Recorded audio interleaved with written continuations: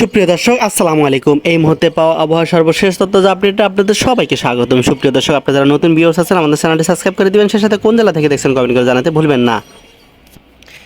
এছাড়া প্রতিদিন আবহাওয়ার আপডেট পাওয়ার জন্য আমাদের চ্যানেলটি সাবস্ক্রাইব করে সাথে থাকবেন। সুপ্রিয় দর্শক, আজ বৃহস্পতিবার যদি আমরা উপগ্রহ চিত্র থেকে রাত 8টা নাগাদ যদি আমরা তাকাই, তাহলে আমরা দেখতে পাবো যে বাংলাদেশের রংপুর এবং সিলেট এবং ময়মনসিংহ বিভাগের কিছু জায়গায় কিন্তু আকাশ মেঘাচ্ছন্ন থাকবে। সেখান থেকে আজকে রাতে কিন্তু বৃষ্টিপাত হওয়ার একটি সম্ভাবনা রয়েছে। এছাড়াও যদি আমরা রাজশাহী, ঢাকা এবং চট্টগ্রাম, খুলনা দিকে তাকাই, তাহলে দেখতে পাবো যে রাত 8টা নাগাদ আকাশ পরিষ্কার থাকবে, অর্থাৎ সেখানে বৃষ্টিপাত হওয়ার কোনো সম্ভাবনা নেই। এর সাথে যদি আমরা আগামীকাল অর্থাৎ শুক্রবার যদি ভোর 5টা বাজে দিকে তাকাই, 5টা বাজে আমরা দেখতে পাবো যে রংপুর, রাজশাহী এবং ঢাকা, সিলেটের কোথাও কোথাও আকাশ মেঘাচ্ছন্ন রয়েছে। তবে সিলেট বিভাগের আকাশে কিন্তু ঘন কালো মেঘাচ্ছন্ন দেখা যাচ্ছে। সেখান থেকে আগামীকাল সিলেটে কোথাও কোথাও বৃষ্টিপাত হওয়ার সম্ভাবনা রয়েছে। সেই সাথে আমরা যদি দক্ষিণ বঙ্গোপসাগর থেকে কিন্তু জলীয়বাষ্প বাংলাদেশের দিকে ধাবিত হচ্ছে, যে কারণে আবহাওয়া কিছুটা মেঘলা থাকবে, অর্থাৎ তাপমাত্রা খুব একটা বেশি থাকবে না। একটি শান্ত শিষ্ট পরিবেশ বিরাজ করবে আগামীকাল সারাদিন। তবে আমরা যদি বেলা বাড়ার সাথে সাথে অর্থাৎ দুপুর 1টা নাগাদ দেখি, তাহলে 1টা নাগাদ দেখতে পাবো যে আমরা দক্ষিণ বঙ্গোপসাগর থেকে জলীয়বাষ্প বাংলাদেশে দিকে ধাবিত হওয়ার কারণে বাংলাদেশের উপকূলীয় অঞ্চল যেমন করে খুলনা, বরিশাল, কলাপাড়া এছাড়াও চট্টগ্রাম, মহেশখালী আকাশ কিন্তু অনেক বেশি ঘন কালো মেঘাচ্ছন্ন থাকবে। সেখান থেকে দমকা হওয়ার সাথে ঝড় বৃষ্টি হওয়ার একটা সম্ভাবনা রয়েছে বেলা 1টা নাগাদ।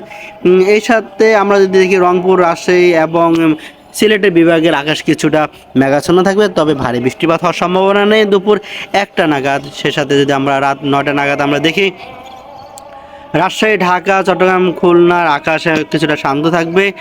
তবে রংপুর এবং ময়মনসিংহ হয়ে সিলেটের আকাশে কিছুটা দমকা হাওয়া বইতে পারে।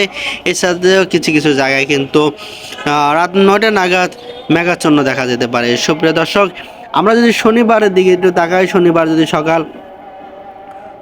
যদি সকাল অর্থাৎ ভোর 6টা নাগাদ দেখি, তাহলে আমরা দেখতে পাবো যে রংপুর হয়ে ময়মনসিংহ, সিলেট এবং রাজশাহী কিছু কিছু জায়গায় আকাশ মেঘাচ্ছন্ন থাকবে, ভারী বৃষ্টিপাত হওয়ার সম্ভাবনা নেই, তবে ধীরে ধীরে বৃষ্টিপাত এবং দমকা হাওয়া বইতে পারে। স্যার কুমিল্লা, ঢাকা, বরিশাল, কলাপাড়া, খুলনা এবং চট্টগ্রাম এবং কক্সবাজার অঞ্চলে আকাশ কিছুটা মেঘাচ্ছন্ন থাকবে, তবে ভারী বৃষ্টিপাত হওয়ার সম্ভাবনা নেই। এর সাথে আমরা যদি বেলা